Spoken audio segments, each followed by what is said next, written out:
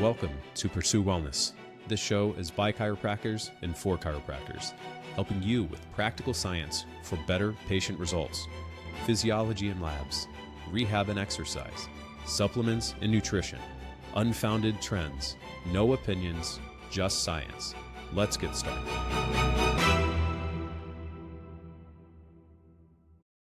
Hey there, I'm Dr. Callerina Woodard, and today we're going to be talking about how to see stress on labs. Even the most basic lab work can show us that someone is dealing with chronic stress, because at the end of the day, stress is a signal. And when I say stress, this is something I'm going to get a lot into. That doesn't just mean emotional. Stress can mean so many different things. And I work with so many different patients that do not realize that stress is really what's driving their physiology to not be functioning well. So let's get into it. So stress is so much more than just a feeling. It is impacting us system-wide. And stress doesn't necessarily mean one thing. Unfortunately, nowadays, we are being bombarded by so many different signals of stress. Today, we have extra family stress, relationships, work stress, constant notifications, deadlines, traffic, poor nutrition, chronic exposure to toxins. All of these things are stressors. Like I said, not just emotional. I see it all the time on people's lab work that we undereat.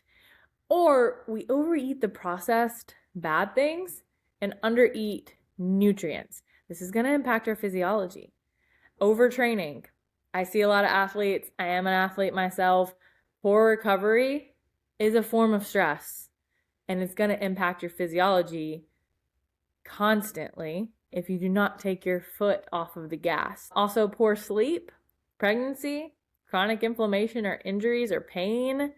These are all forms of physiological demand. Your body does not differentiate between I'm being chased by a tiger and I have this important work deadline coming up, or I'm being chased by a tiger and my parents are going through a divorce, or a big move or change in your life. Your body doesn't differentiate between that. It's still going to have the same physiological impact. Now, the first adaptation that we see when we're talking about what we're going to look at on blood work, it's blood sugar. Cortisol, it's being released whenever we're stressed. Cortisol released by the adrenal glands is going to cause your liver to dump out a little bit more glucose because we need that fast fuel. Our body doesn't know we're not running from a tiger. It doesn't know that it's just a work deadline that we're trying to meet. So what happens is our blood glucose is going to go up. That's going to increase blood glucose, eventually your fasting insulin, as well as your hemoglobin A1C, as well as making the patient feel symptoms throughout the day of fatigue, blood sugar dysregulation, which is going to go on to impact a couple of other things. But that's the first thing that we can see show up on lab work is elevated fasting glucose. And this person could be the person that's saying, "Doc, I eat clean, or I eat good, or I eat paleo. Why is my fasting glucose high?" Well, your body might be trying to make this adaptation so that you have quick, fast fuel, and then you crash later on. This could be totally related to cortisol. So whenever glucose is just chronically high because of chronic stress, that glucose is going to bind to that red blood cell, causing an elevated hemoglobin A1C. And a hemoglobin A1C being elevated, that's what we're looking at. It's like a 90-day history for somebody. So higher stress, more exposure, more being dumped out by your liver, more exposure to those red blood cells, higher hemoglobin A1C as well. So these are two things that we see elevated on someone's blood work. That doesn't necessarily mean that their diet is a problem. I talk to very fit people all the time that their hemoglobin A1C is creeping up towards the 5.3, 5.4, 5.5, and normal labs say, well, that's fine. But me, knowing that they are a healthy individual, knows that functionally something's going on. They're glycating their red blood cells. And this is not good for the long run when it comes to their overall health. So that's one of the things that we're going to see pretty early on, is the elevated glucose rise, and then that impacting hemoglobin A1C over time. People with slower red blood cell turnovers are going to be more glycated faster. These are usually the postmenopausal women or someone with a lower metabolic rate because of something genetic-wise. However, to the opposite end, people with a fast red blood cell turnover can actually get away with this for a little while.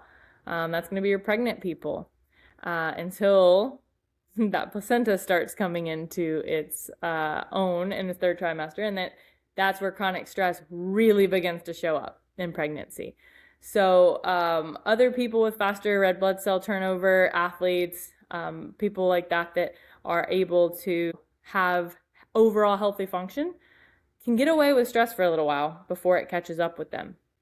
But this is the thing, we're going to also see fasting insulin starting to go up. Insulin is your body's response to, hey, there's sugar out there floating around.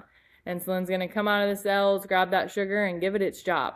So whenever we see elevated insulin on someone, this is indicating that something is going on with the blood sugar. Why is it elevated whenever maybe they did a 12-hour fast and we're seeing elevated insulin?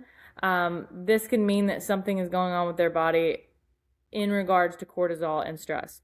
So those are the three main sugar things we're going to look for: elevated glucose, elevated insulin, and over time, a creeping up of that hemoglobin A. When it comes to one of the easiest blood works to get a hold of, the CBC with differential, you're going to start to see that your immune system is redirecting its priorities when someone is under chronic stress.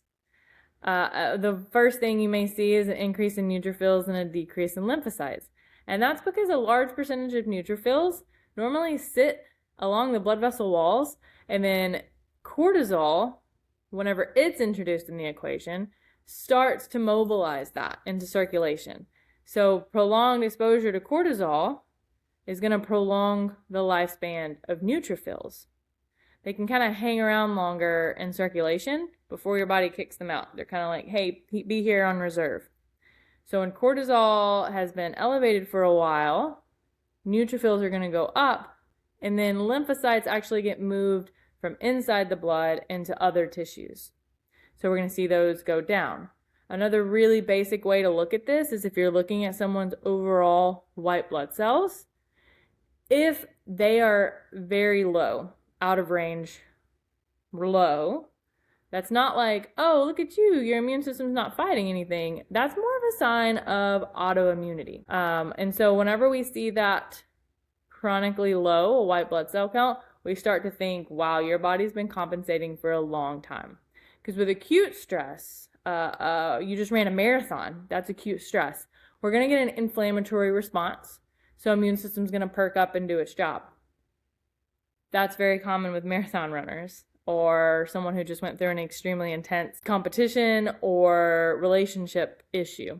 Acute stress, think more inflammatory response when it comes to your nervous system.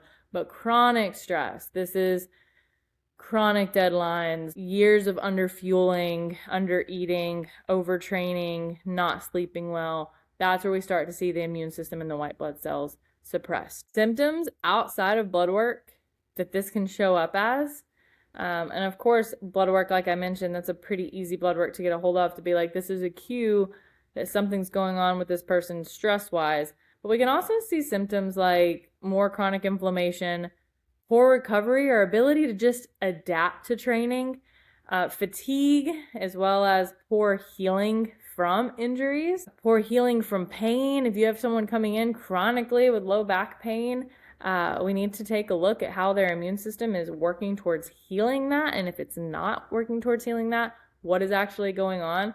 This is going to cause an increased susceptibility also to them getting sick more easily over time, because the immune system is not prioritizing being strong and adaptive over time. It's prioritizing survival. So whenever we're looking at the blood work, we need to look and see from a lens, is this an acute response or is this in survival mode?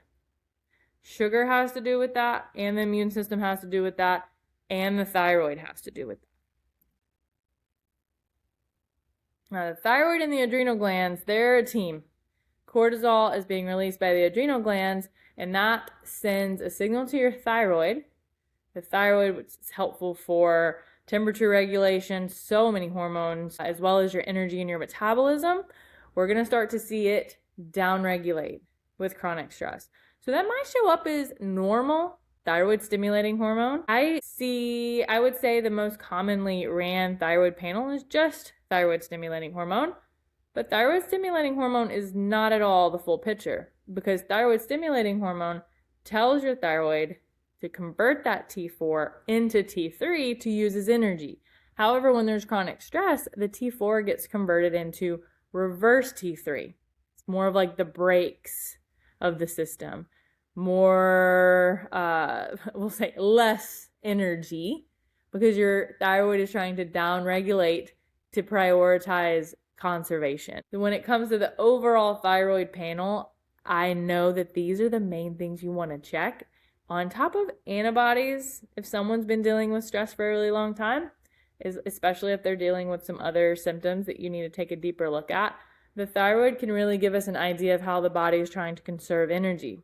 A lot of athletes, a lot of women and men who have been under chronic stress will have thyroid stimulating hormone that shows up normal, but then higher reverse T3 levels, lower T levels, T3 levels, and that shows up as slower metabolism, difficulty regulating their body temperature, changes in appetite. All these kind of things are related to the thyroid. Don't forget that the thyroid is a huge piece of what's going on overall stress-wise. Like I mentioned, your thyroid impacts, the chronic stress impacts how your thyroid converts T4 to T3. And this is driven by cortisol coming out from the adrenal glands, as well as inflammation, nutrient depletion, liver function. Put all those into the stress bubble. Stress impacting your thyroid. Another thing that stress will impact on your lab work are your electrolytes and your fluid balance, and that has to do with both cortisol and aldosterone that's being released whenever we are under stress. Cortisol is going to impact how fluid and sodium is being retained. Aldosterone is going to regulate the sodium-potassium balance. So think more inflammation, more fluid imbalances, more puffiness, as well as other symptoms associated with fluid, like blood pressure. These are all symptoms that it could not just be diet related. So we're not going to say, well, this person has high blood pressure solely because of diet. Their diet is causing stress, and their stress is causing these adaptations, even with electrolyte and fluid balance, which we can see on labs. When it comes to the blood concentration and hydration signals, you might see an increase in hematocrit, an increase in hemoglobin, and an increase in albumin, all because fluid is being shifted, so it's impacting these levels as well. And this can be because of dehydration or because of stress. Now for more into the hormone piece of this. Stress impacts your sex physiology as well. The impact on albumin, globulin, and sex hormone binding globulin, I do see regularly. Albumin and globulin should be pretty resistant, but we see them on a regular CMP. The albumin is more like escort hormones. And so big changes in albumin are going to impact how albumin is communicating to your sex hormone. Same with globulin. Globulin's immune-related proteins and can increase with chronic stress as well. Sex hormone binding globulin is what goes into the cells. It's in our blood, and it's going to escort our testosterone around. But it's going to be influenced as well with insulin, liver function, and stress. So increased cortisol is going to increase the sex hormone binding globulin, which is going to pull out testosterone from free testosterone, the usable testosterone from our system. So that's not something that we want to see either. But if we're seeing all these things together, we know that stress is impacting the whole system. So we need to identify the stressor and remove that. That's why I'm so big on patterns, not just single, let's look at the labs. line by line.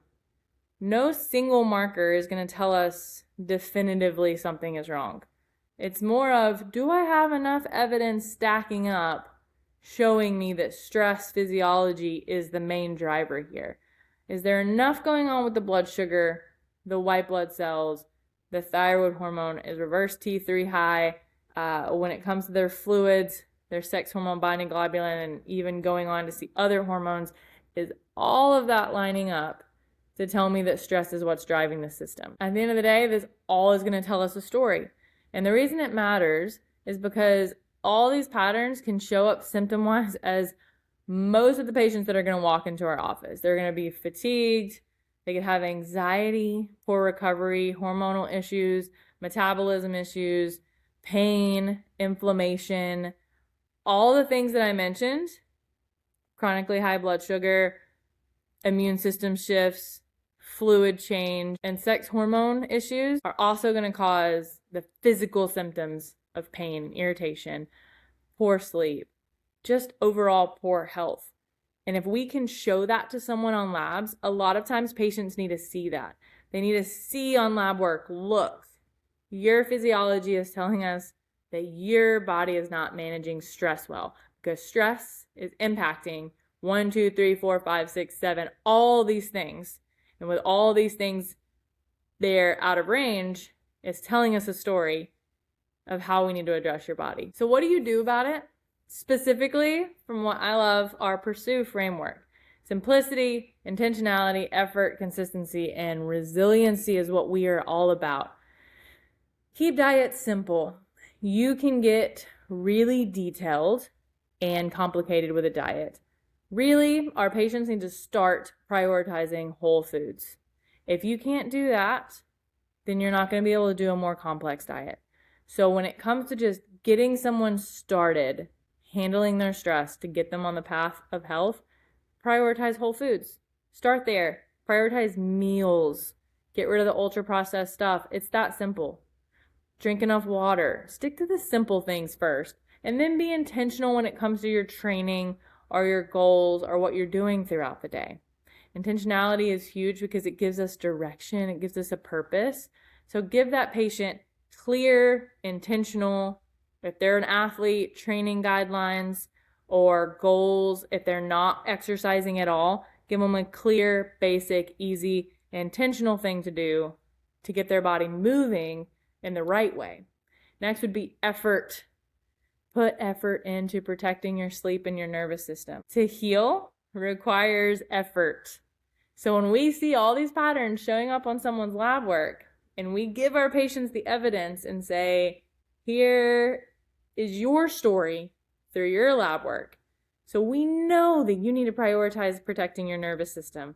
That could be through journaling, through meditation, through yoga, through early morning sunlight, through getting to bed at a decent time, and eating consistently, just signaling to your body that you're safe. These things require effort.